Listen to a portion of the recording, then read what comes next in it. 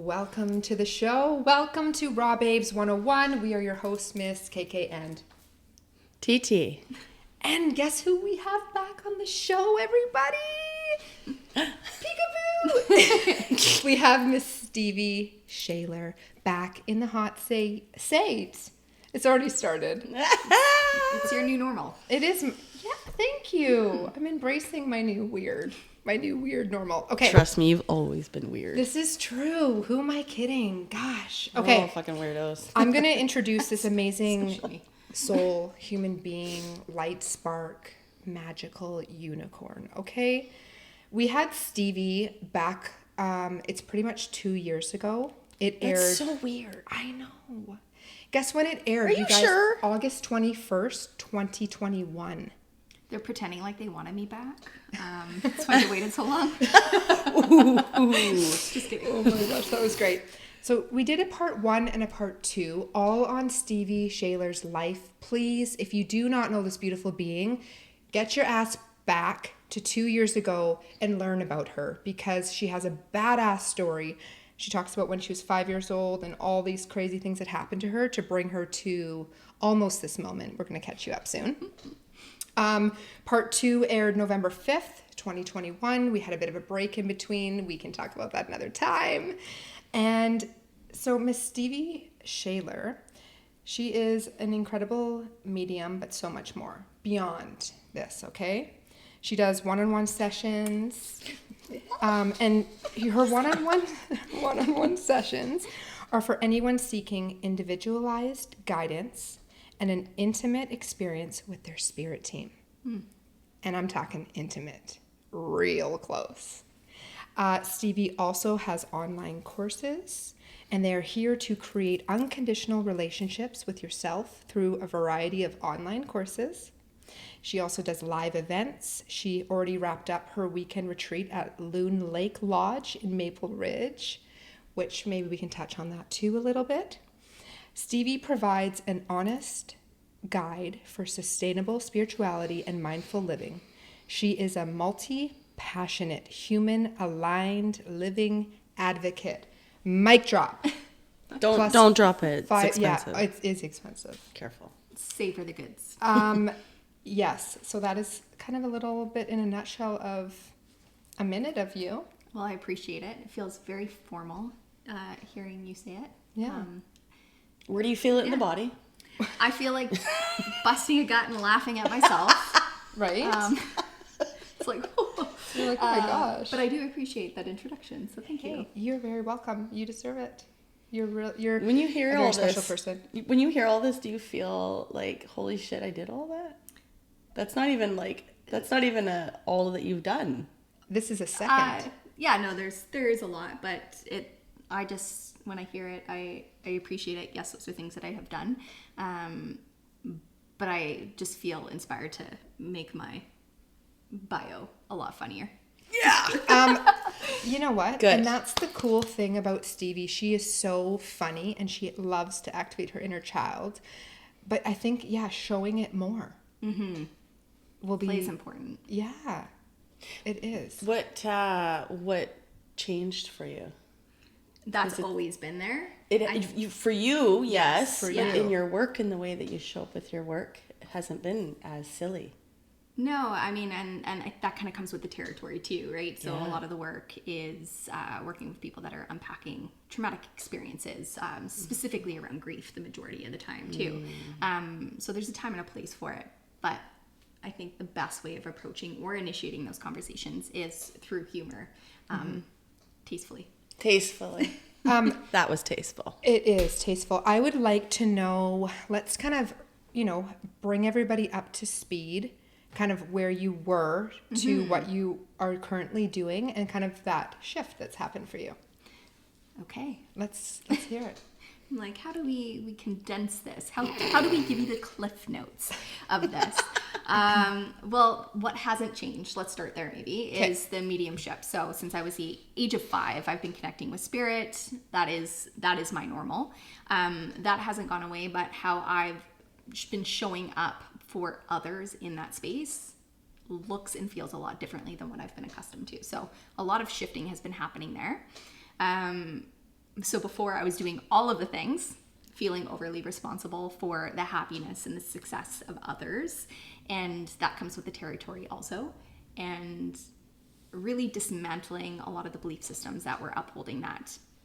And with that, it's saying no to the majority of things and saying yes to myself. So that is new. It is exciting.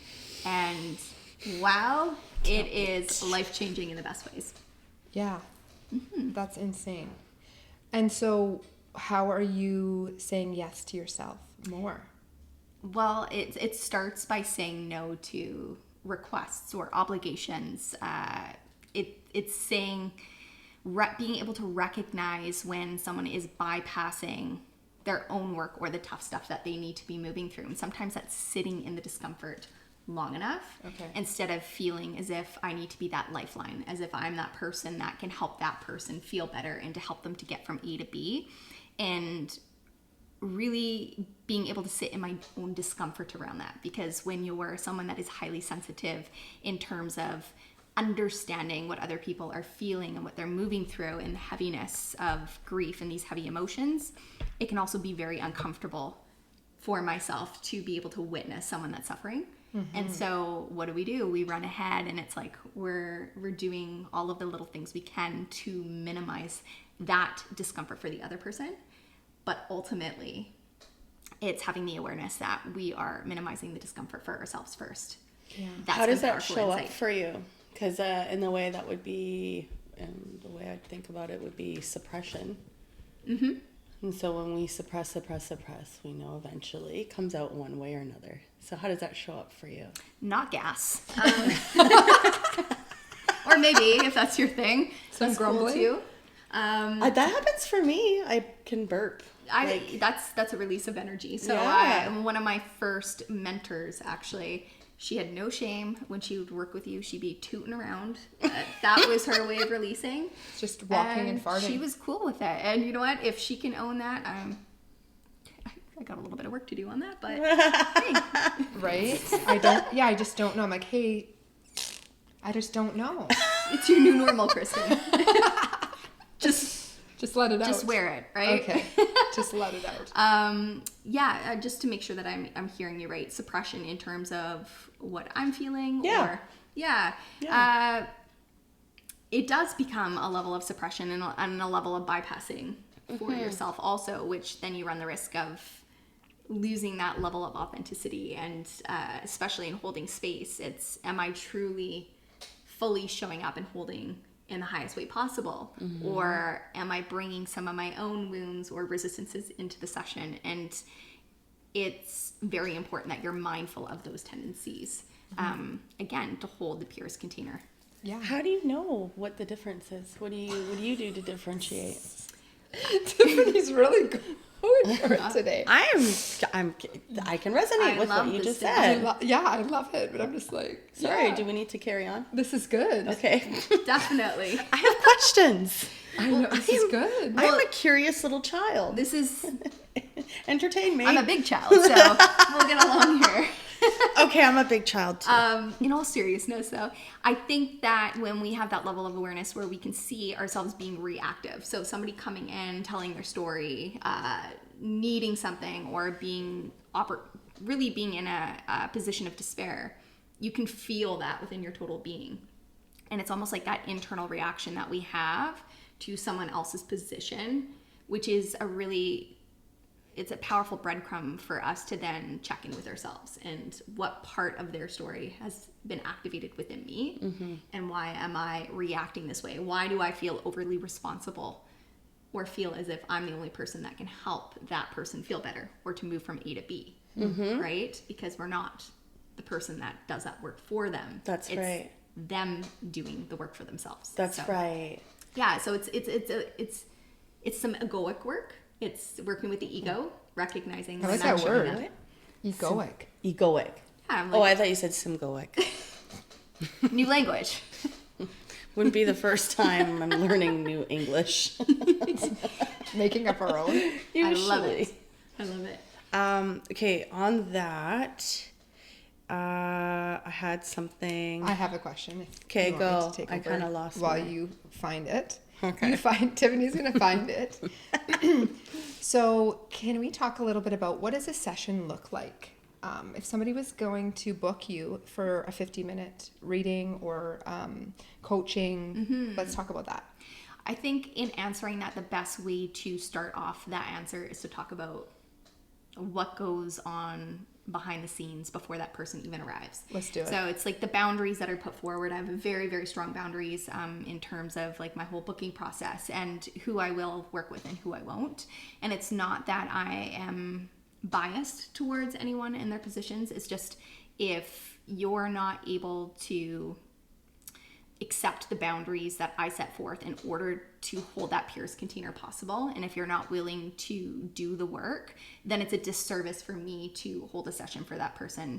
And also I have a responsibility to not just accept that person's money and let them bypass like that very important piece of recognizing that they are just looking for a quick fix and they're not really ready to invest in the solution for themselves at the time. And that is okay. And I actually appreciate that when people recognize that, because that's like the first seed of awareness. How do you know that that's the person? Oh, hey, if they go through and there's any part of them that's questioning any part of my process. Oh, right. That opens up that dialogue. Okay. So another thing that I will do is if a person does still accept and books a session despite those boundaries being laid out in multiple places, so I give people multiple opportunities to back out before booking the session.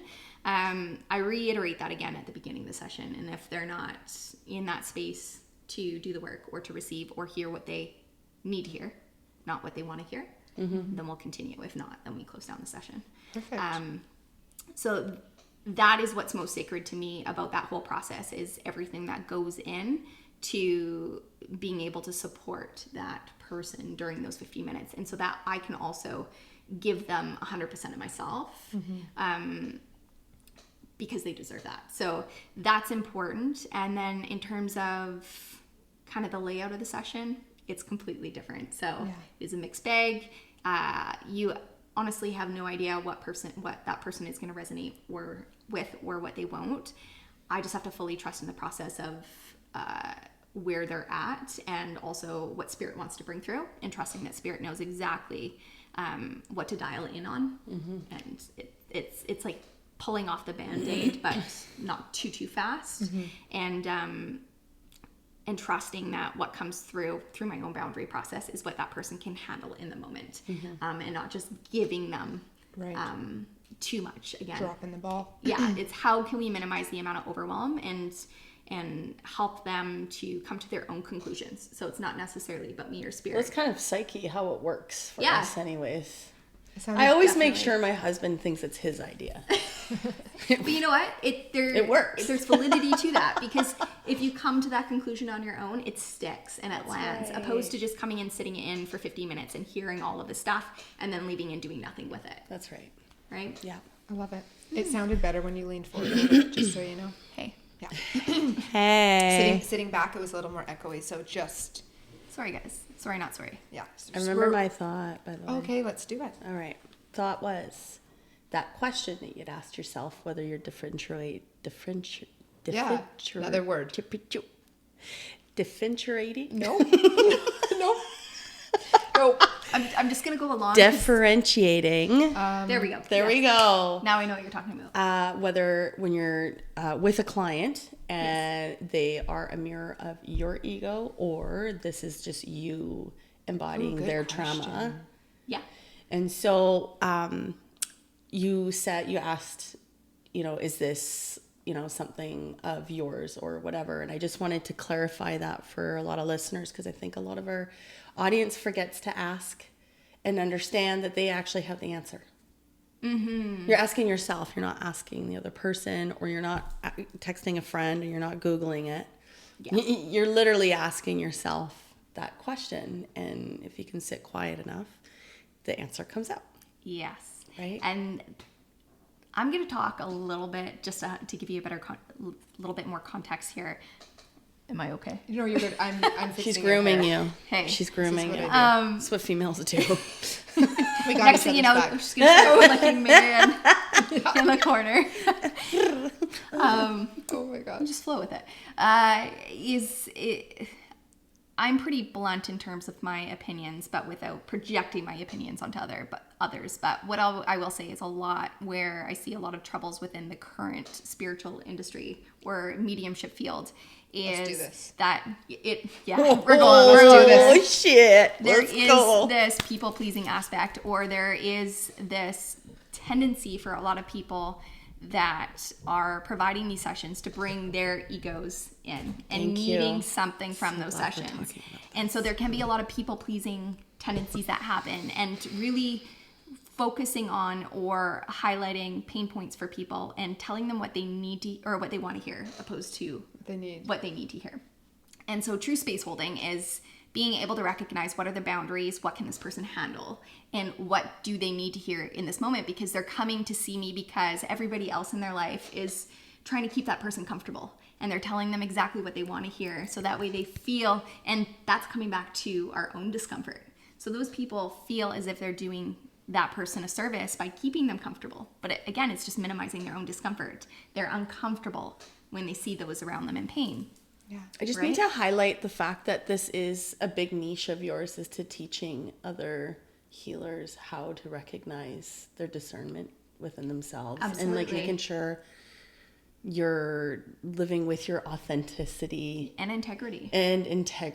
Like that gets so traded in a lot. And sure does. For anybody that does any archetypal work, there are 4 main archetypes that each of us embody and exhibit in different areas of our life. So we have the saboteur, we have the child, we have the victim, and then we have, terrible name, the prostitute. I've been that. I know it. I'll call it out. You slut. Not actually. Come on. This is the archetypes. We all have these, and they come in different areas of our lives. But what happens with a lot of, we'll call them healers, but I like to call them runaway healers. Good. Not wounded healers, but runaway healers, right? And what happens is there is a tendency, if you're not using discernment, if you're not really tapped in, asking questions, micro-checking the entire time, it could be so easy to cross a threshold of giving away your integrity in exchange for safety. So it's like, if this person can confirm or validate that what I am sharing and what I'm receiving from spirit is correct for them, then I must be tapped in, and I must be doing my job, or I am healing this person. So we can cross that threshold where it's like, for our own safety and confidence, is telling that person what they want to hear, to validate where we feel insufficient. So much better to come in where you just don't know shit about them. You know what? I won't work with people that I have an intimate relationship with for that reason. Yeah. Because a couple things happen. Is one, that might take some of the power away from that person's experience. So they may connect with something in the moment, but then when they sit back or leave the session, they are thinking to themselves, yeah, but did they hear that? Or did I share that with them? Or could they have gotten that information off of social media, right? Yeah. Or the other thing is as the reader, you may start to second guess yourself in the session. It's like, okay, I received this information, but did I hear this somewhere else? And so you start to withhold important information, or your biases come into play. And so it just becomes really muddy territory. So I do recommend to people, like, don't work with people you know.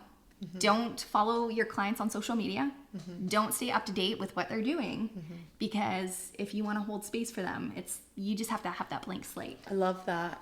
Thank you for sharing that. No problem. Really, really good advice. And Kristen and I we've talked about it lots in the past too, about just using your discernment. But I do like the conversation of the unbiasedness, making sure we're not, Don't bring your own crap into a session. It's true. Yeah. And it's making sure that you've done the work, and it's not about just money, and it's in alignment with who you truly are. And I do want to just put on highlight for those of you that don't know Stevie, since she's been 5 years old, she basically went through this backwards. So she didn't have boundaries. She didn't have knowledge. She knew nothing. She was just blown open to Earth School. and then came here to learn it all backwards to then be the teacher that you are today. And I've done many of your courses and followed you along the way so that I made sure that I knew, boundaries and how to connect, because it can be scary. People that start to get into this work, they blow themselves right open without protection, grounding, and all those things. So for all of you guys watching, Stevie has incredible courses. And I think it is so crucial for people to be taking these courses because you talk about the hygiene and different things. Can we talk a little bit about your... Sure. She smells her armpits. Yeah. What are you saying? You're transferring this onto me? Yeah, I didn't want to say the names because I wasn't sure if you've changed things up a little bit. Yeah. Well, I am going to be taking, like, the courses that I do currently have. They're still there. But I, with time, am going to be just taking those offline for further purchases. Reason being is just I'm in the process of taking all of that information and condensing it into one program. Perfect. But kind of to chat about them, I would rather chat about some of the things that you brought up that are of importance. Let's do it. And coming back to the field is very noisy at this time. And so for me, it's important to help people to make the most informed decision possible for themselves instead of, I'm not saying that these runaway healers are intentionally creating these environments, but it's, again, just not having that awareness. You can very easily cross that threshold. Where it's projecting your own issues or projections onto the person that's coming in or who you're attracting. And so it's very important for people to understand why they're seeking external help in the first place. And being able to take off the blinders so that way they're not bypassing. That way they are feeling safe enough to tap into the emotional landscape and the emotions that are coming up for them. Because what a lot of people will do is they'll capitalize on that. So it's they see someone that is vulnerable and struggling, and it's like, I can help you with that. But it breeds dependency. So what happens is these individuals come in, that person kind of validates how they're feeling or says something that is, again, speaking directly to the pain point instead of what they need to hear. And that person now feels as if they can only feel that good in that person's presence. Not good. Wow. And so what they do is they start investing their money and time into coming to this person repeatedly or relying on a modality specifically that really isn't moving the needle. Yeah. It's just becoming a distraction. Mm-hmm. Yeah. And so that could be very, very dangerous for people because they spend time, they feel good. Well, what if that person's no longer available or they don't have the resources to continue with that? That is typically followed by some heavy emotions such as despair or abandonment, or feeling victimized by their circumstances. And so it's like, I can only feel better by having that. Wow. And it is externalizing and giving their power away instead of being tapped into their own spiritual authority and recognizing that the resources are within. And that's why I love your courses. Yes. Because it helps. It's helped me carry on those tools so that I can just go within. Yeah. I don't have to speak to anybody consistently because, I mean, more than most of the time, you're alone. You can't have them in your back pocket for every waking moment. So when is it that you do make your own decisions? Yeah. When does that actually happen? Sometimes we have to sit in that emotion long enough too to really get that feedback and understand, okay, this is where I'm at and this is where I want to be, right? Because without confronting the undesired feelings or situations, we wouldn't know what it is that we want in the first place. Right? Yeah. So good. Had I not felt this way, I wouldn't know that this is what I'm actually needing or desiring, right? Yeah. We just stay stuck in the same. I can almost associate that concept with people who depend on cards. Yes. Right? You're always looking for the cards for the answer. Yeah. And quite often it's like, you can just ask yourself. And this is going to be really, I don't know if you have questions, but this will kind of go into a segue to my story I wanted to share. Whatever you want. We good? We good. Okay. Yeah.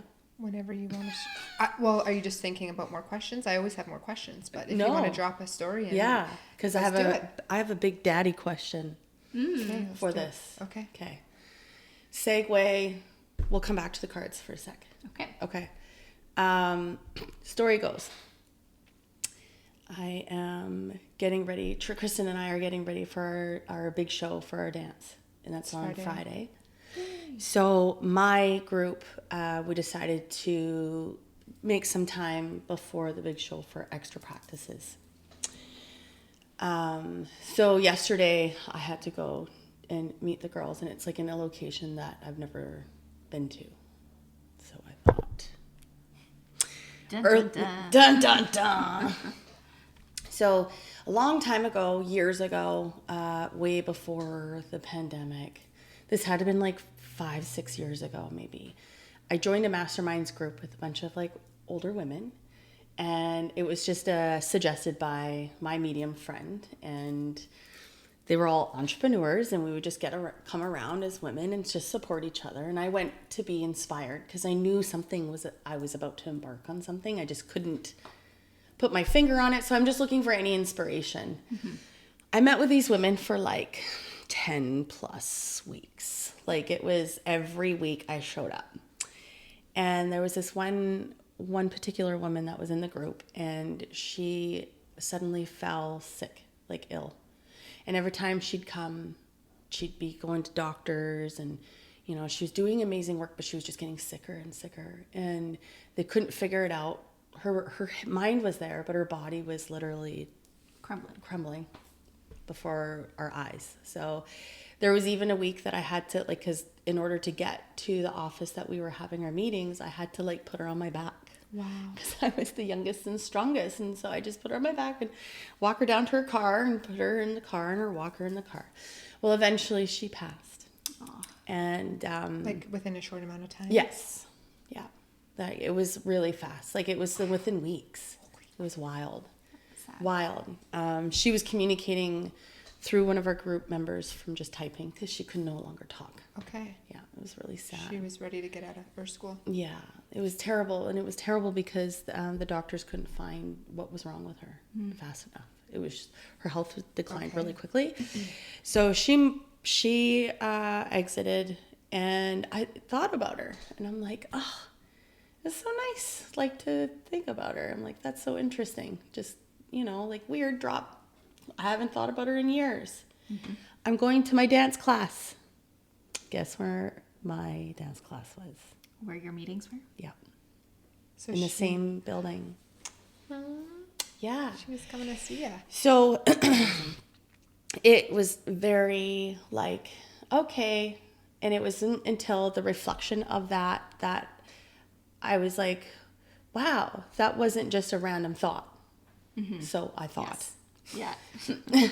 It was not. It was not a random thought. But, I thought to myself, well, who am I to her to come visit me? And I thought, okay, so the questions started really coming out for me. And I'm like, what was that? I'm like, was that like an epiphany, like the dreams? You come forward, you're in that energy of it. Is it the same as the cards, where you're surrounded by an energy that's just, it's just around you? It is what it is. It's like a mass. And then you pull the card and it's like, boom, just confirms exactly what's been going on. This was like, I felt like I was embarking on that strong pull, that energy of just one energy, because this building was quite old. Mm-hmm. So I'm asking you, is there a difference? Like, would that been of like a visit energy drop, or is that me embarking on a really strong energy? Like, what happened? It could be a combination of things, but this is the cool thing. It's not the first time. It's not going to be the last No, time. it's not. This is the cool thing, is oftentimes when we lose a loved one, we have a memory that comes up, and it brings up something emotional, right? And we have a tendency to feel sad when we have a memory that comes up that reminds us of someone that we love. And we think that that's coming from ourselves. But these are drops from the memories are like little breadcrumbs. They're put there from your loved ones. They invoke those memories to let you know that they're there. Yep. And so it's a form of contact. So you think that's what that was? She or was do you think contacting you think? Yeah. Or is that the level of memory? It could be a combination of things, but Okay. typically with loved ones, that's what we see is them coming in and I using barely knew her. memories as impressions. But you Doesn't matter, TT. you barely I know. knew her, I'm just but questioning. I'm just her curious. story stuck with you. It stimulated Yeah. something within you, right? Like you feel an emotional connection to that person. This could be a combination of things. It could be her letting you know, like, she's aware of everything you're moving through. You came into that group seeking a bit of purpose or direction, and here you are going to this dance and just doing something for yourself. Yeah. And so it just could even be like a you go girl Right. about that. And it could be that on its own, or it could be a combination too of just like the energy field of what you're in and what you're attracting. And so you may attract people that are within that, like you would have shared that same space or vicinity with, whether or not it's a physical space or it's an internal space. So interesting. And the fact of her giving you that image of carrying her on her back. She's saying, thank you, I honor you. What you did for me, you don't realize what you did for me in that short amount of time. Mm-hmm. You were there for me. So It was, you know, you're spending, as you know, like week in, week out with the same group of people. You automatically create a level of bond. Yes. Definitely. But let's also point out something else here. Okay. You came in, like, this is a space where I may kind of figure out or tap into the entrepreneurial space and understand what I want to do. That image, that experience of literally, you said in your own words that you were the strongest one, carrying her on your back. Right. To see you in the fitness field. Right. But I didn't even know I was in the fitness. Right. I had no idea. No, but it was a precursor. Right. So we're always getting these little bits and nuggets and feedback that's showing us like, hey, this is a potential avenue that exists for you. Wow. Whether or not you choose to tap into it, completely up to you. No such thing as right or wrong, but this is available to you. I wouldn't have even known. No. Until I had the reflection. And I'm like, it's the power of reflection. Wow. Being present enough. Yeah. Oh, it's hard not to be present. I was only in that building, 6 years ago? Like, and I'd never been in that building prior. Yeah. And Stevie, what would you recommend for our viewers and listeners for a situation like this that happens for people to have, like, their next step to investigate? What would be a little tip? Might be a little disappointed in my response here. No. Don't overanalyze it. Yeah. Don't try and figure out what this means. Yeah. But rather, how does this feel in my body right now? Yeah. And that can be enough. Okay. Sometimes that's all that's there for. It's like that present moment awareness. That could even be an invitation just to reflect. Right? And that can be enough if we let it be. But oftentimes we beat a dead horse and it's like, why did this happen? Or even with numbers, sometimes it's like we need to know, like, that's a part of our own security and safety, and invalidating that what we are getting is trustworthy. It's like, I need to be able to connect the pieces to know for certain that this thing is what I think it is, or needing to make sense of everything. The thing is, the more you deepen into your spiritual practice, the less sense things make, but you have a greater sense of like acceptance, surrendering, and That's right. And And trust. acknowledging. and it's just a moment, and this too shall pass. Exactly. A That's moment in right. time. A dream, a laugh, a kiss, a cry. That's a song. Just came in my head. Dar. Always. I love this conversation. Yeah.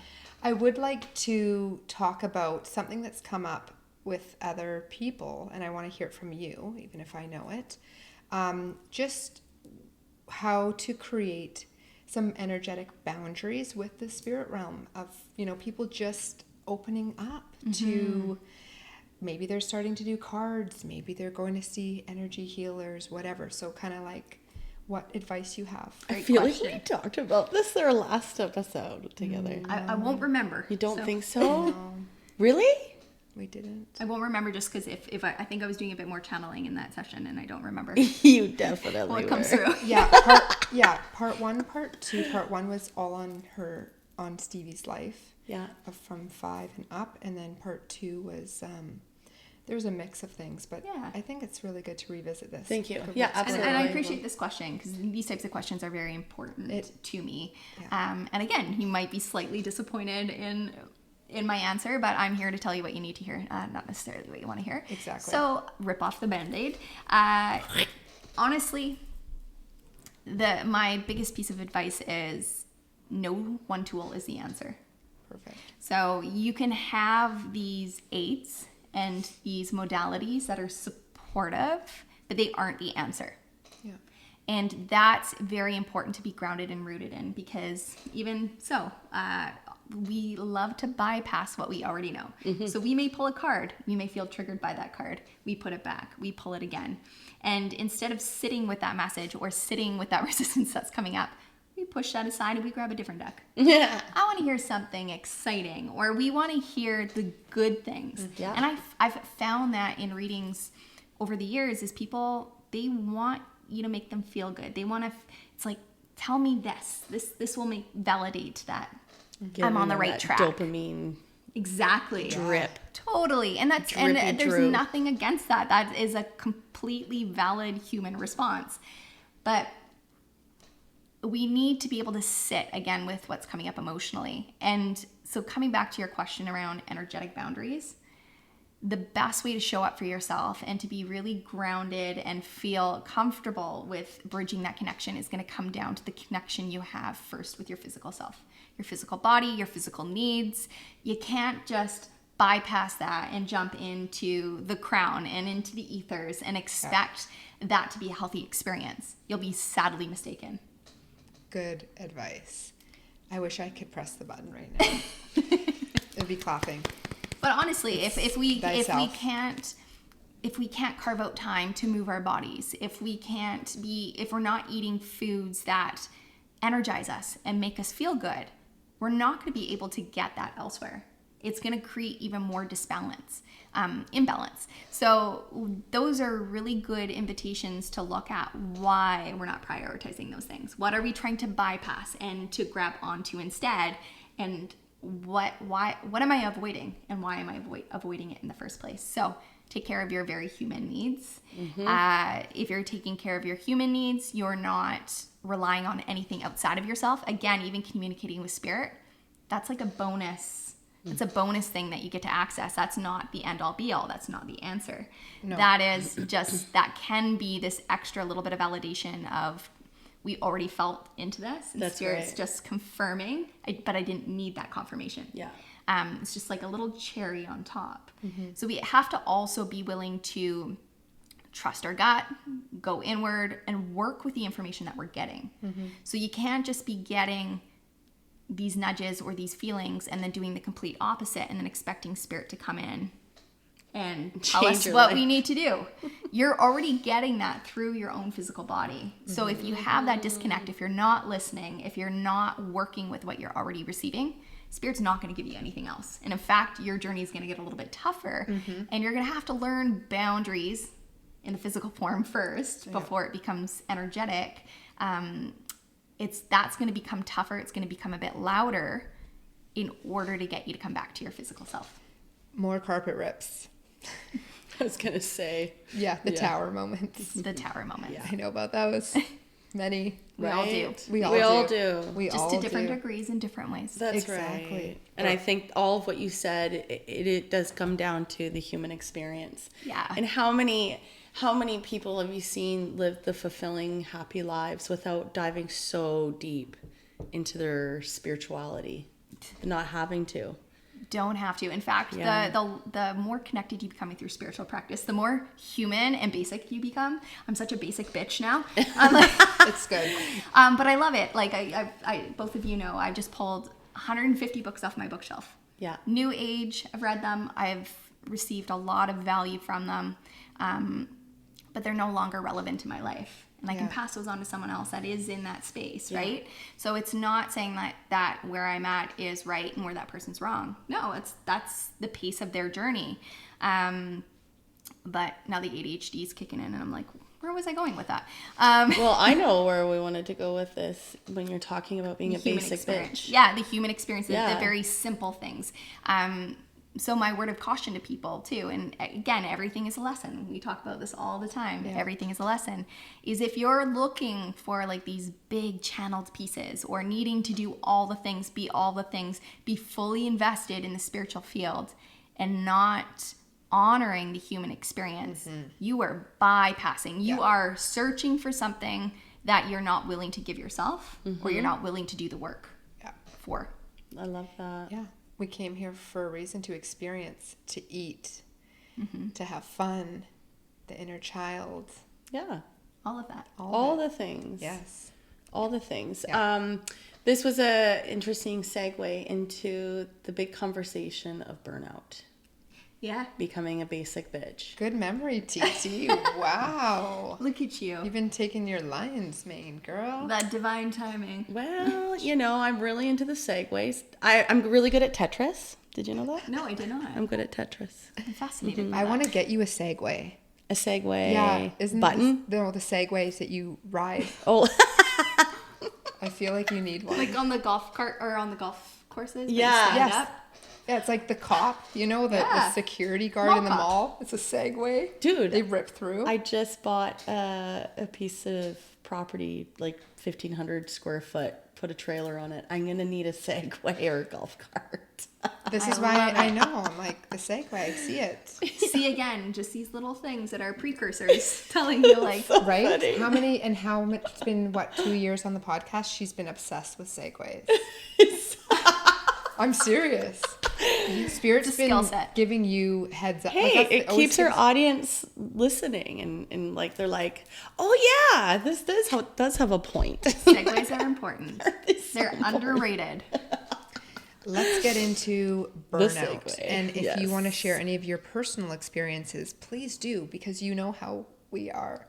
Raw, Yes. unfiltered, unscripted. That's what I love about you ladies. Well, this is why you fit in. You're our people. Yeah. Yes. And likewise.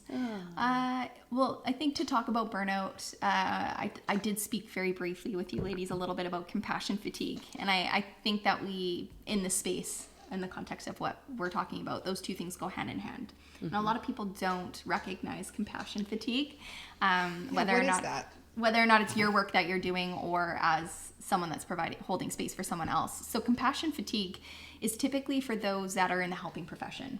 Okay. So if you're holding space for someone, or if you're, and we'll see this a lot with counselors, nurses, firefighters, Reiki healers, whomever you may be, if you're holding space for others, and especially people that are coming in with chronic illness, traumas, grief, these really heavy things, sometimes we start to take on secondary trauma.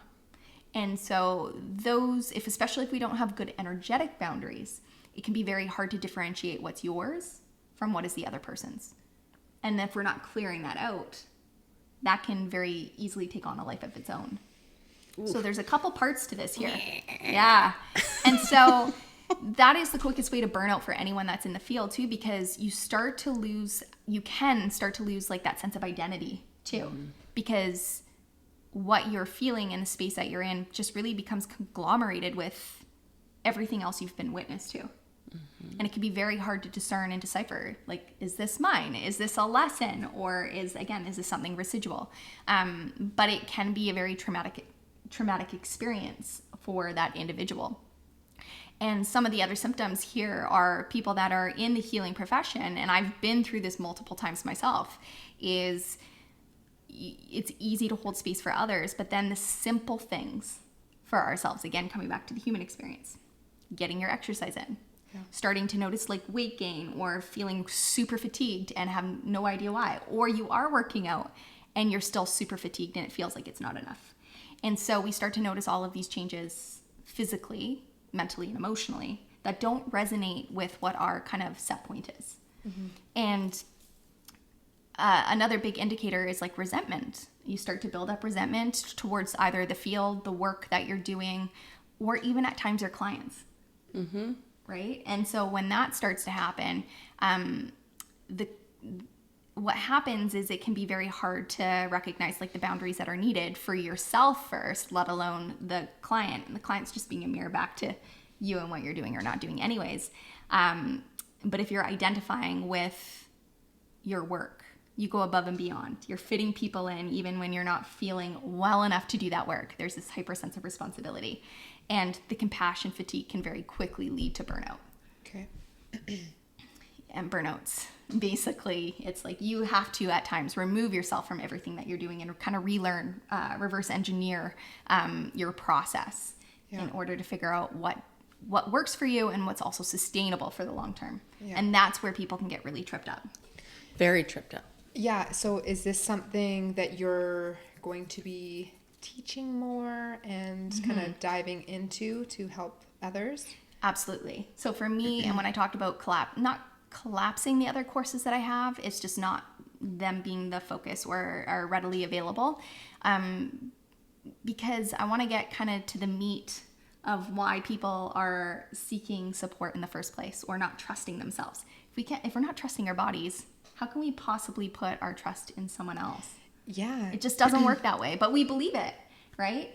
And so my focus really is going to be around compassion fatigue, and especially helping other people in the healing profession that don't even know that boundaries are an issue, or don't even know that like there is a greater etiquette that can be implemented into their practice, not just to hold a pure container for the people that they're working with, but more importantly for themselves. As healers or people in the helping profession, we oftentimes minimize our needs in exchange for the other human person's experience. Yeah. Like we become hyper-focused on what that other person needs. Yeah. That it's like we don't even recognize like the things we need behind the scenes. And that becomes the distraction. And then that's a whole... So this is a good topic. Obviously, it's such a good topic. It's always a good topic. It can be boring for people. Like this can be boring, but it's needed. So I'm going to talk about it. Yes. It's like I'm not going to focus on. Trust me, our listeners don't think you're boring. And doing that in the way that I did. Yeah. Because if this isn't being taken care of, not even for just healers in the profession, but people that are dabbling too. Totally. For the whole world. The energy hygiene is first and foremost. Sorry if I could. Energy hygiene. That's what I forgot to say. I said hygiene. I meant energy. Well, that's what you meant. Yeah. It's okay. That's okay. We knew what you were meaning. It's so important. And this is where I feel how if you're going to be teaching that, it's the number one thing to teach, because then whoever is going to teach that to their clients, and it's the rippling effect. And it's already like whatever you've instilled in me or Tiffany, like that's first and foremost. It's like, I'm just a mirror. I'm here to hold space for you. You know, like it all comes back to self.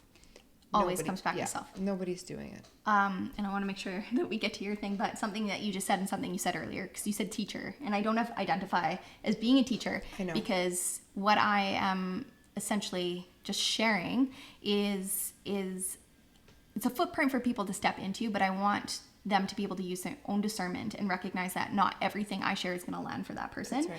And to feel comfortable and confident enough to take the bits and pieces that do resonate, make them their own, but not rely on somebody else fully or their methodology fully and assume that is right. Yeah. We have to bring our own self into that equation. And I love that you're talking about this, because you and I we've all talked about this. It's like finding somebody and then completely wanting to become them. And it's like, you can't do that. We all have our own unique signature blueprint. Yeah. And that's what you're saying, like taking little pieces of what resonates and then blossoming into your own butterfly. Because those resonate, not because you're trying to duplicate. There you go. I love that. The resonate and the duplicate, that rhymed. Good job. It did. Okay, back to what... It wasn't by design. Well, it also goes with the fact that I identify as a pirate. Okay. Because... I love you even more. I steal people's ideas and then I make them my own. Okay. I thought you were just identifying like as a pirate, like rebelling and that making too. Your own rules. Damn no, right. she's a mermaid. Definitely not a pirate. 100%. Going back to what you said, in terms of all of those things, come on guys, I'm trying to be serious. I almost snorted. That would have been good. Hopefully you do one. So I took one of your courses a while back, and you taught us how to cut cords. Mm-hmm. Oh, yeah. Energetic cord cutting. That's been massive in my life. Would that be part of this particular topic that you're talking about? It can be. Okay.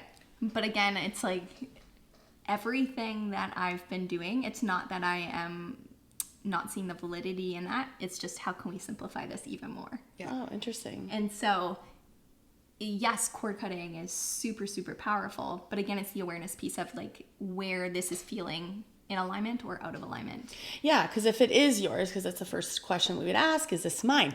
Yeah. Right? Huge. And if it doesn't resonate, then obviously that's where you're just like, shoo, shoo, sha, Yeah. send it back. So how do you simplify that now? I want to know. It's really just this dialogue with ourselves constantly throughout the day. I'll even set just timers on my phone. So if I get really busy and I'm distracting myself, I'll set the timer. It's like, okay, let's just do an internal check-in. How am I feeling? Go outside. Go outside. Is this how I want to feel? Does anything feel heavy? Does anything feel restrictive? And then we can, if it's mine, okay, where is this coming from? Yeah. And again, the clarity of this is how I'm feeling. How do I want to feel instead? And simply taking simple action steps to move closer towards the desired feeling, not because you're escaping, but rather it's like I'm able to sit in this and I recognize what needs to shift. Whereas if it's someone else's, instead of just giving it back, which we can do right away, what part of me allowed this in? What did I need from this that I wasn't consciously aware of? And it's that deeper introspection to understand like your patterning in the first place. So it's not we're an equal participant in that. It's not just the other person projecting. It's some part of me either needed that, why, or I was trying to bypass something. So true. Dang, I love this. So it's it really is the awareness piece that is what dismantles the cords. Yeah. More than anything. Yeah. And it's almost like that's all you need. All the you need. moment you're, shit, I'm aware. I'm not in alignment with how I choose to show up daily. Let's get What back needs to to that. shift? Yeah, let's get back to that. So a tool that I always use is with my anyone that I'm working with is an emotional intelligence wheel. So this is something that I had in the Spirit Guide Immersive when you guys had attended. And what I just encourage people to do is get in the routine of like looking at the emotions wheel, like right in the center of it, identifying the 6 primary emotions. What am I leaning a little bit closer to? And then branching out. And so we gain a little bit of greater clarity around how we're feeling instead of just staying stuck in those 6 basic emotions. Just angry. I'm just angry, but we don't go further than that, That's right. And then everything's angry. But then the problem is if it could be like something that mirrors anger, but it's not the same thing. But yet anytime we identify with a feeling of anger, we respond the same way. That's right. So instead of seeing the variety in like what we're feeling and how we could show up and be different. So just honoring all those little bits and pieces. All the bits and pieces. They're all there for us. That's right. It's only undesirable and something that is bad if we project that on our experience. So being able to identify what you're feeling emotionally and be able to sit in that for a moment and feel safe in that. So it's okay for me to feel what's coming up because oftentimes we don't feel safe. And in feeling this, what is it showing me, like where I'm in alignment, where I'm out of alignment, and what is it helping me to clarify I want to feel instead? Because most times we go throughout the day and we just kind of project, oh, I want to feel this. And again, it's just happy or freedom. And every day it just becomes the same thing and we don't go any deeper than that. So if we can gain that clarity, then we know where our starting point is. And anytime we start to deviate from that, okay, what has occurred? Yeah. What have I allowed or didn't allow that caused this shift for me? Yeah. I really like the tool of the timer. Yeah. And to check in with yourself. Just get into the habit of it that way. Yeah. And it's a new habit. Yeah. Instead of picking up your phone or something else to distract yourself or to try to find that dopamine fix somewhere. That's massive. I feel like I do it all the time. Right? Right? You're human. It's part of the human experience. And but I'm like, I check in constantly. Well, I'm teaching a lot too. So it's like. You have to in order to be balanced. And I do like how you're talking about teacher because it's something that I have never felt comfortable with. I talked about this with Tiffany. I was like, I can't call myself a teacher. Like our English language is so complicated. Can we make up a word for it? Sure. I was going to say we're all students, so we are students for life. Equal playing field. And all the time that I've ever thought, like, you know, you get to this certain place, but then you just get humbled, and that's what I love. Like Tiffany and I have this awesome shirt, and it's "Stay Humble," because that's what it is. You're always going to be humbled, and we're always learning. We're always students, like you say. Something that you were saying before, I want to touch on, and that's sometimes our routine. You know, we've talked about this, and working out. So I was on the other end. It was like routine, working out, this, go, go, go. You know, the headaches were happening, even more fatigue, more tired. And I was like, I'm doing all the things. And that's exactly what I needed to stop doing.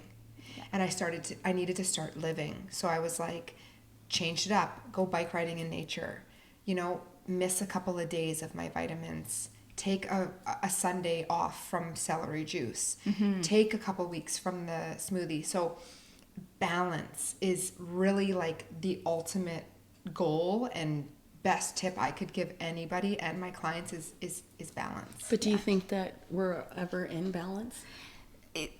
I love what you're saying. Okay. And if I could touch on that, I would say it's trusting in ourselves and in our bodies enough that we are able to adapt on the spot. Yeah. So instead, because routines can very quickly become a distraction, and it can become something that we rely on, because it's like, I need to hold on to that in order to feel structured or that I'm making progress. And we don't trust that I'm healthy. Or healthy. It's those belief systems. Whereas if you have a day where it's like you would typically go to the gym and you would power lift, but you're so exhausted, something happened to you the day before, you were emotionally rocked, and you just don't have the capacity, but yet you went and pushed your body because that would be the smart thing to do, or what you heard you should do. Injury follows, right? Burnout, fatigue, chronic. You make up these stories in your head too, that you would get less than if you did not stick to this routine. Yeah. And then what happens is we create this dialogue with our bodies that we're not safe to provide for our needs. That's right. We have to rely on something outside of ourselves, such as a routine or another person, in order to know that we're doing good by ourselves. So true. I was really literally just talking about this with one of my clients. I had her this morning, and she took a couple weeks off, and I fully encouraged her to do this for this very reason. Yeah, so it's been a topic lately. It's like, if you feel like, because I did this forever, you know, train, routine, was too fearful of falling off of that routine, feeling, and then like you wouldn't get back on. Right? Like, because I'll get weak. Because that lack of trust with yourself. It's absolutely ridiculous. Because quarterly, my body would beg me to stop. So I will stop working out for like 2 weeks. And sometimes I've taken a month. And it just like... But then you have the capacity, whereas if we don't listen, we get ourselves to the point of burnout or a physical injury, which sidelines us. That's right. And it's like, we don't know how to cope now.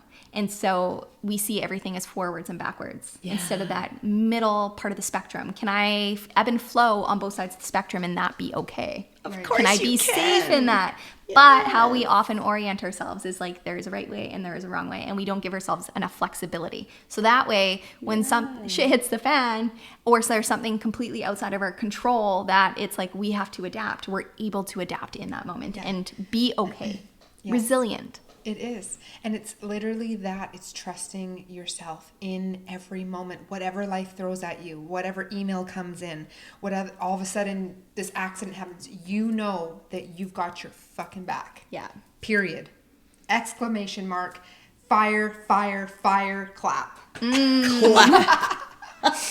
Right? I do believe this is a beautiful topic because it can go into getting comfortable with uncomfortability. So always putting yourself in just different situations, bringing a variety of, and that's what I do in the gym, bring a variety of different movements so that you're always prepared for what life has to bring you. Whether you have to carry a brick or a box or lift a car off of an animal, you can do it. You know what? Hire Tiffany. Hire her for sure. But this highlights also like that piece of flexibility. Yeah. So if you're doing, let's say you're moving in only 3 planes of motion every time you work out, and then just the things you do around the house, it's always in those same 3 planes of motion. Mm-hmm.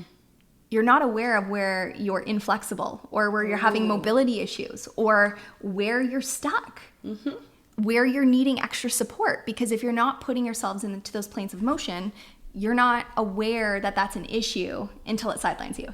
This is so good. This is so good. I always say, pick up the heavy weight, and if you need to drop it or go lighter, that's okay. Then you can. You'll never know. But put yourself in uncomfortable Put it in. situations. That's uncomfortable, like being uncomfortable in your body is a powerful thing if you let it be, because it's showing you kind of that next layer and the next layer. Okay, not so feeling so good here, or not feeling as flexible here as what I could be, or I feel weak in this area. Yeah. Okay, so instead of ignoring it, how can we bring that forward and integrate that? Yeah. I think we're certainly in a day and age where it's okay to be imperfect. It's perfect to be imperfect. Okay. Was I with you when we were walking down the street on Robson, and the fucking mannequins were curvy, and like, oh yeah, some were, yeah. some had a bigger booty, Yeah. some had bigger up top, About fucking time. way more meat on the bones. It was like Like, we're not this promoting obesity or anything, but I'm just No. saying, like, honor where you're at. How about the truth? Like, Yeah. I did this big thing. I'm like, no filters, not even a chance. Like, I am so against them. And I am not judging others that do it and do it all you It's just want. not in alignment for you. But it's not in alignment for me. And it's so liberating, because I was building this complex of myself. I was looking at myself, and I was comparing myself to myself. That's a problem. yeah. That's a big problem. I'm like, why am I not good enough just to show up as I am? And so now I show up with no brushed teeth. If I slept on my makeup, if I slept overnight, like I did a full thing about You're my favorite human. because That's how I roll. Yes, because I'm just like, I didn't brush my teeth. I fell asleep. I could have showered. I didn't. I had was wondering dance. what that I was smell eating was. sushi. She's human, And is I'm what she's human. saying. Yes. You know what? Based on that and what you touched on, and this is an essential, like, core component of, I couldn't share this enough. It's how do we meet ourselves where we're at instead of where we think we need to be. Thank you. So my how God, do we write it bridge down. that gap? And it's like the more we show up, and it's like I can accept, like, this is just what I'm moving through today, and this is my capacity. That's when things really start to shift. I think until you unravel that story of failure is like you're less than if you fail, too. yeah. Because I see people really struggle with worrying about fucking up. and They won't even failing. do it. They won't even do it. They won't do it. They won't even go in the dance class because they're too concerned of thinking that they're not going to be Yeah. good enough. So they won't even try. Yeah, so we stick with things that we are proven. That's right. Yeah. It's like, and that's coming back to the strength thing. Yeah. Oftentimes we'll just do things that we think we're strong at, and because we want to uphold that identity Yeah. instead of recognizing that there is power in learning new things, and not being good at something is probably the best Isn't it? freaking life lesson. Sure That's is. where you learn the most about yourself. And you know, you see this in kids, and I know for myself as a child, it was really difficult for me to try anything and not be perfect at it right away due to my own shit.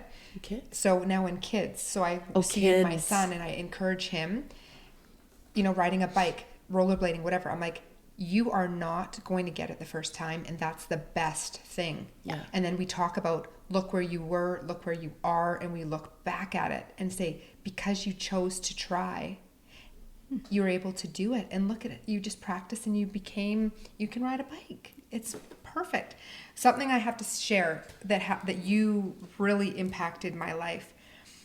It kind of goes back to this, is how do we meet ourselves where we're at? So obtaining that goal, or that you want a house, and you had said to me, love the house that you're in, honor it, treat it with respect, tidy it up, change it, put the love into where you're at now. Another thing was really big for me in my life is, as a lot of you would know, is just peace inside myself, and then peace externally. But it was like, I don't need to wait for a thing to be done in my life that I always thought, well, when this happens, I can be free and at peace. And you're like, why? Like, why wait? That's backwards. Why do you, it's like, have peace now, today. How can I access that feeling? And that's what I'm coming back to, the emotional intelligence wheel. If we're checking in and we're understanding, like, first where we're at and not judging that, but clarifying, like, how we want to feel, then our job really is to access that feeling in any way that we can, instead of waiting for a circumstance to provide that opportunity to access that. That's right. Because that thing is just going to push further and further away. And it's external. We have to create that feeling within ourselves and really honor, again, the season of our life that we're in, the circumstances that we're in, what we have access to, and see value in that and work with that instead of bypassing that. And again, needing something to come in, kind of the savior, the rescue, the solution. Nobody's coming. No. But if you intentionally bring yourself into that vibration, into that frequency, now you're on that playing field, and that's what you will attract more of. That's right. And it's like calling in your soulmate. Be your own soulmate. Absolutely. Be the love. Give yourself all the love that you would desire from somebody else. Exactly. And you'll be blindsided. Yes. Yes. So cool. So cool. What else? Anything else with the wheel? Anything else with the I already forgot the word. I love the word, but I forgot it already. The compassion fatigue. Again, all of that's just coming back to this introspection. So you can, this is what I love about this work, is identifying where we're at and how we want to feel, and being proactive about moving ourselves closer towards the desired feeling instead of waiting for something else to happen. No amount of like crystals or cards or mediums in our life or signing up for all of the programs, none of that can do more for you than that present moment awareness.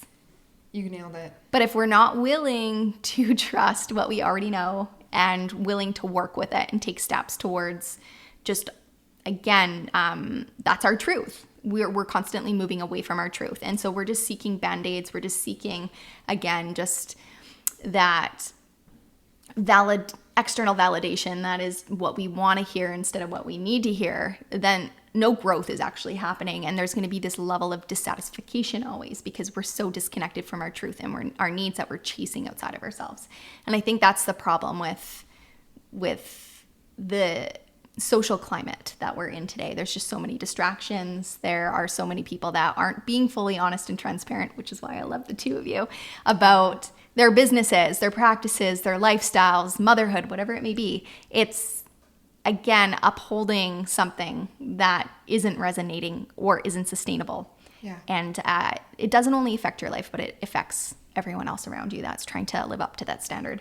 And that's not sustainable. It's not sustainable. That bridge will crumble. It's such a disservice. Isn't it? Like being vulnerable, like being willing to have bad days and talk about that. That's right. That helps people feel seen. It helps them to feel safe in what they're moving through. And that's holding space in a way that, again, your fucking crystals or like hearing the perfect solution, like that. Right?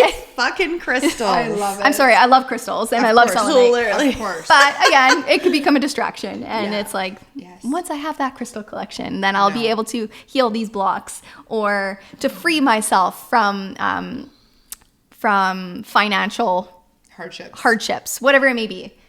Your crystals aren't the solution, guys. No. You are the solution. You are the solution. And you have to work with what you know, and you have to build up that trust factor. It's true.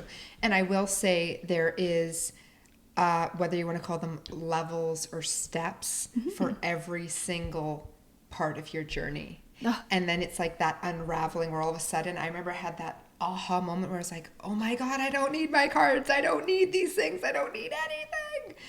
But it's up to the person and their journey to discover that on their own. Definitely. Yes. And it's this journey is not linear. So you say steps and it's not like a progression because you think you've gotten to the status and then the rug is completely ripped out from underneath you. And you're like, back to basics, bitch. Yeah. And it's even you may go through phases, like you said, getting rid of the cards, or me taking 150 books off of my bookshelf, to then come back to some of those things later on. And it's not because you need them. It's just because it's like, I can play with these. I can see value in them, but I don't need to rely on them. Yeah. They can just add happiness. Stevie, it's time for you to create your own book. Is that a challenge? Yes. Yes, it is. Yes. All right, challenge accepted. Yes. I think this is a long-standing challenge. It's back and forth. It's been a work in progress for me too. some time. Well, now that you're a simple basic bitch. Yeah, I got time on my hands. Okay. Making time. Let's go back to I the love basic how we're all going like bitch this, like in and out. We're like, Hey. we're all going to be eating it soon. Basic bitch. What? Basic Bitch 101, new podcast. Because I found there was a fire inside of me, like when it came to wanting to podcast, and then I had all these desires to want to do this and then do that and I had to sit back and ask myself, why am I doing this? And it came down to not being seen, not being heard, and misunderstood.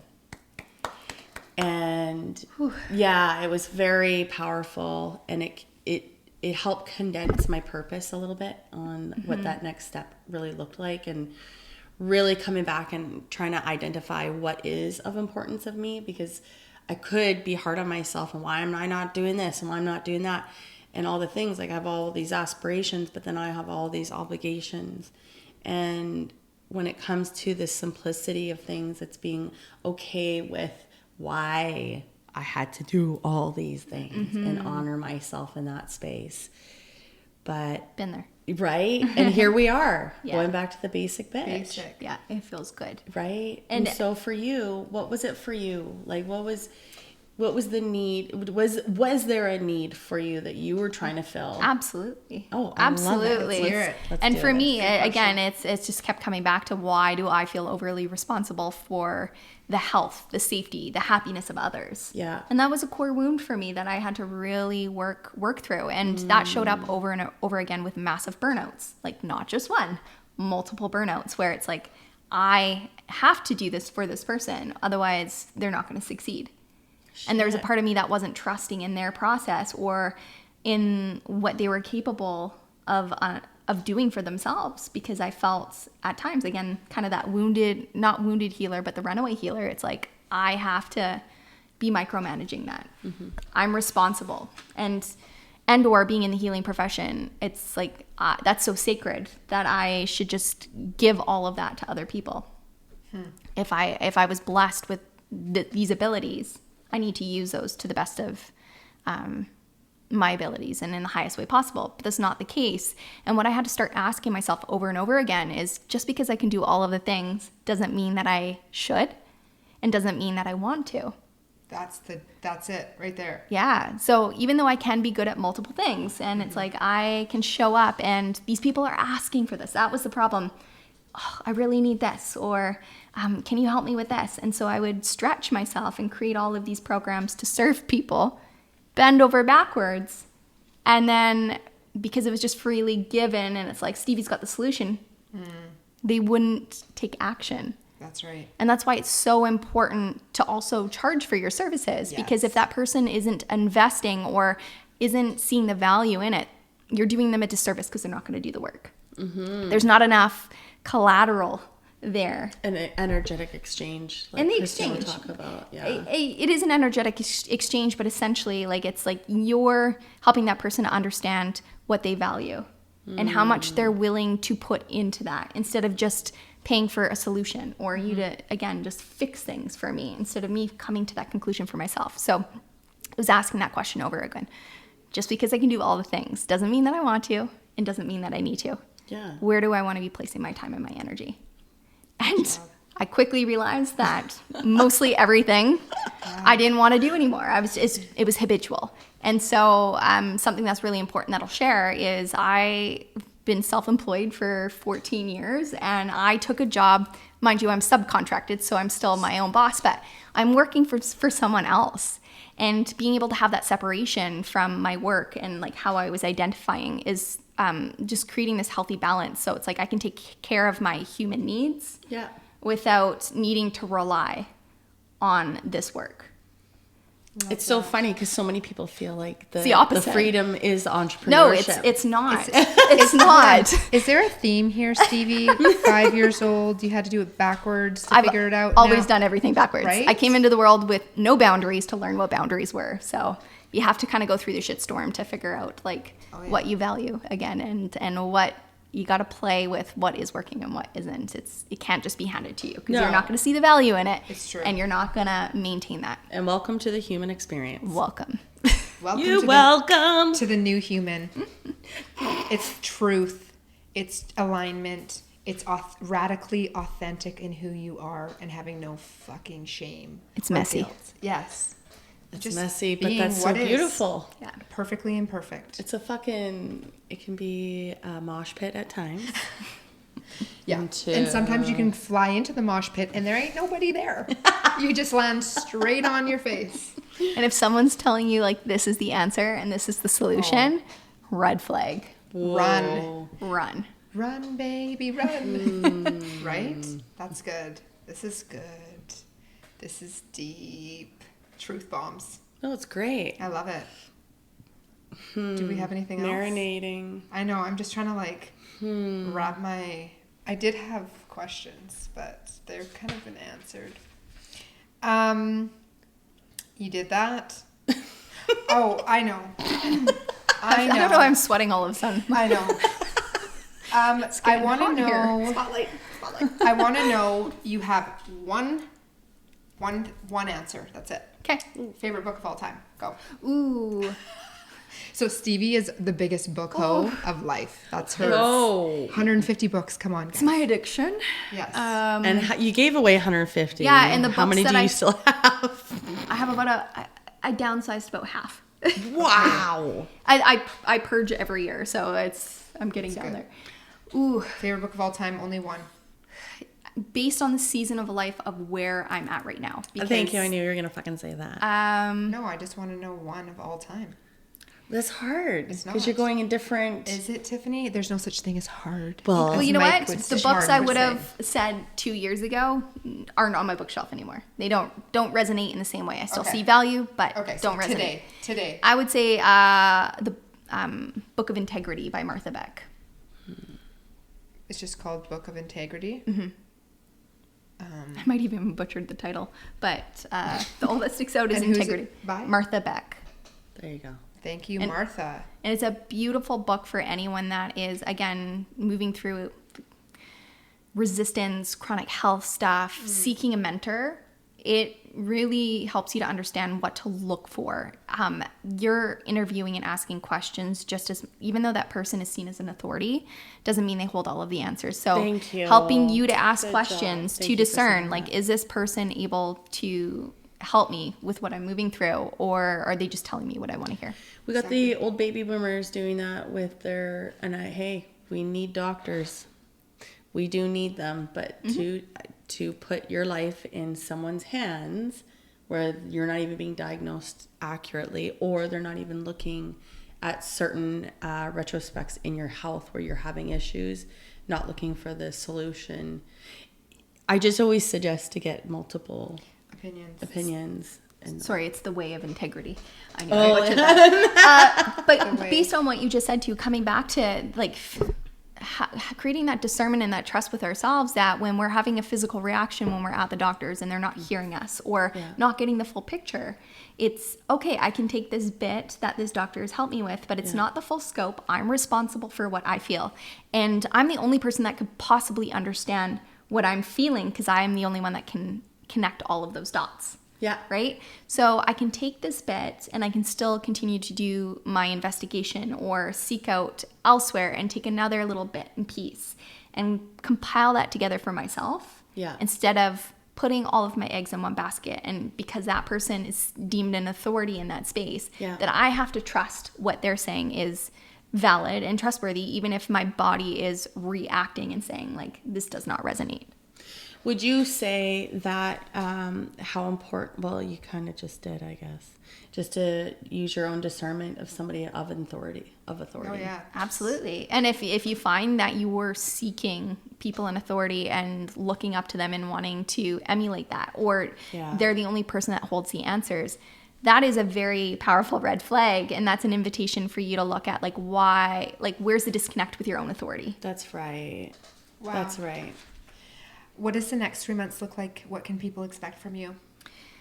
Well, I still won't be on social media. She'll still not be on social media. Guys, It's been a couple of years. Fuck right off. Stevie Here we go. has exited stage fucking left hard.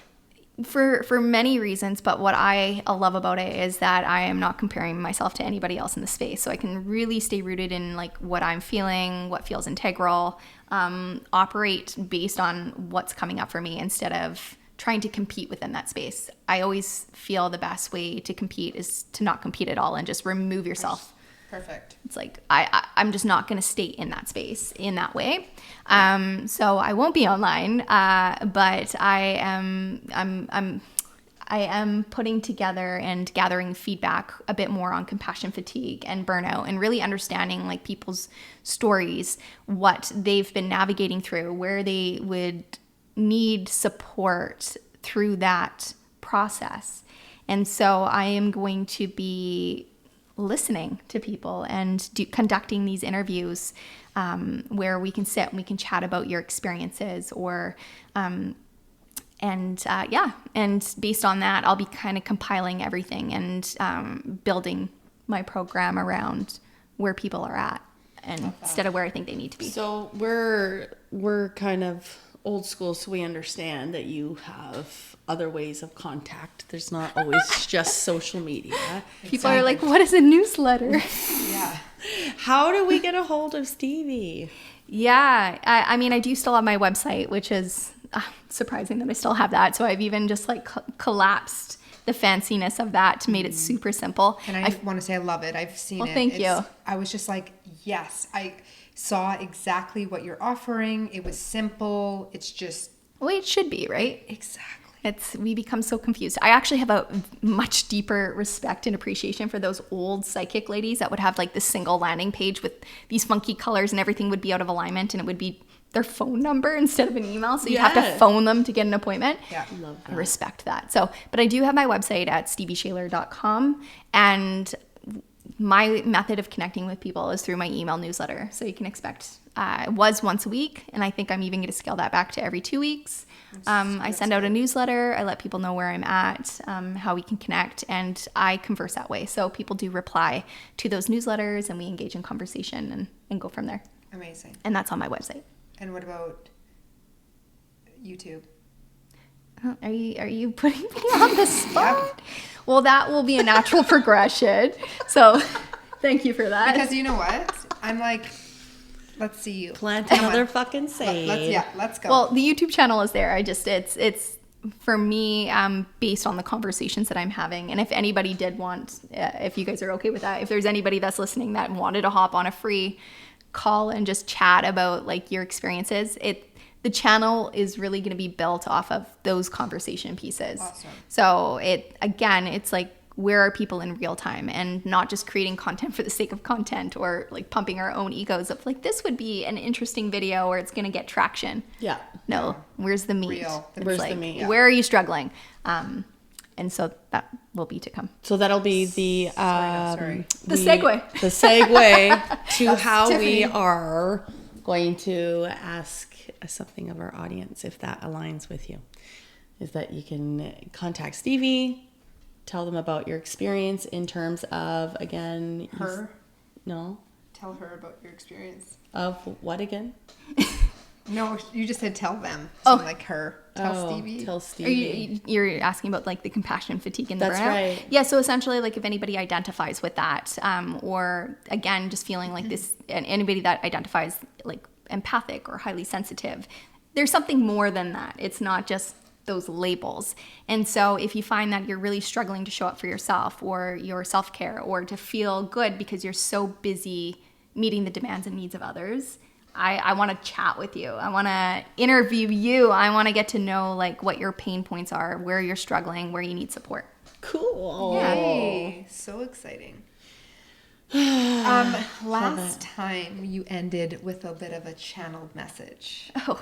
Can we put you on the spot to do that this time? How do you feel? You can. It's been a long time since I've spontaneously broken out in a... And you know what? Use your discernment and boundaries. You don't have to. You know what? My boundary would be that I didn't adequately set myself up for that. But what I'll do is, instead of channeling, if you're okay, I'll just check in with my spirit team and see if they wanted to touch on anything that maybe my soul was like, let's bring this forth today. Okay. Are you okay with that? Absolutely. Okay. Please. That's all a part of my like strong boundary practice now. It's like, if I didn't adequately prepare, we're not going to go there. Totally. Have fun. That is like this process. That's all I really want to leave this with is be silly, have fun, be expressive, let down some of those walls, laugh at everything. Like if you need to just like randomly fart in front of someone just to like get that out of the way, it's a good way of like kind of just ripping off that Band-Aid. It doesn't have to be that extreme, but You're just saying that because that's what I just did, right? Oh no, I'm just kidding. Maybe it's silent but deadly. No, I'm just kidding. Honestly, the less restrictive, the less you can attach yourself to labels and just have freaking fun and find what brings you joy in a moment and not rely on something that brought you joy in the past. That is the quickest way to growth, fulfillment, connection.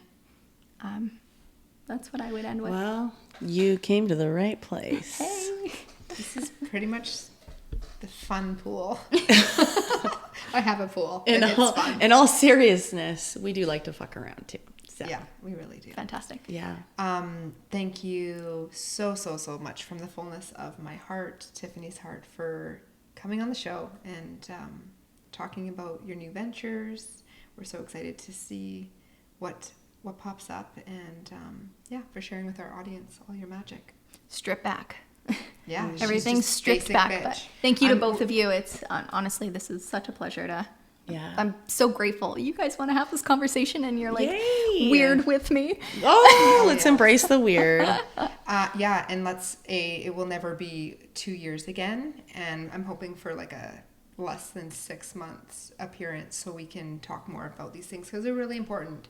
And anytime that you have something that's coming up for you or maybe that needs to get out there, please let us know because this is why this platform's here. That's right. It's to share knowledge, information. And you ladies are doing a fantastic job. Thank you. So, Thank you. Deeply admire the work that you're doing. You're amazing. Thank you. That means a lot hearing it from you. Yeah. Yeah. Appreciate it. I'm just a basic bitch. You're a badass basic bitch. So you know what? Embrace that. Basicness. Yeah. It's good. It doesn't have to be all the twinkles and bells. No. Twinkles? Twinkles and bells. I like twinkles. I've always called myself the unicorn sparkle farter. So we'll keep that going, okay? We'll That's end great. it on the unicorn sparkle Farter. I wish my farts sparkled. That's actually what I tell my clients is... Don't judge your farts. I put my hands on... Yeah, you're comparing the farts. We've talked about farts a lot on this call today. We have. I'm enjoying this. Yeah. New normal. I put my hand on my clients and I said, right away, I'm like, if you need to burp, fart, crack, cough, or cry, please do it. Only you can make that look or sound sexy. Oh, yeah. It's so true. It would be such a cool thing if you recorded a serious meditation. Yeah, this is a niche. Fart. This is a niche. I'm doing it. You found your purpose. I did. Oh my god. Sexy voice. Oh, okay, cool. Amazing. Thank you so much. Thank you both. You're such so much gratitude. You're such a mentor, and I know you don't like that whole thing, but you are in Tiffany and in my world. So we're grateful that we fucking signed up for you because I'm telling you, I don't know if we would have been doing this Earth School thing. I appreciate you both. Yes. Yeah. Thank you. Thank you all for tuning in. Please check out Stevie's magic. Hit her up on her website. All the shit's going to be below, as you know. Don't forget to like, comment, subscribe, rate, review. All the things help us. So thank you. Make sure you do. These helps. ladies are doing an amazing, amazing job. Oh, thank you. Bye, guys. Bye.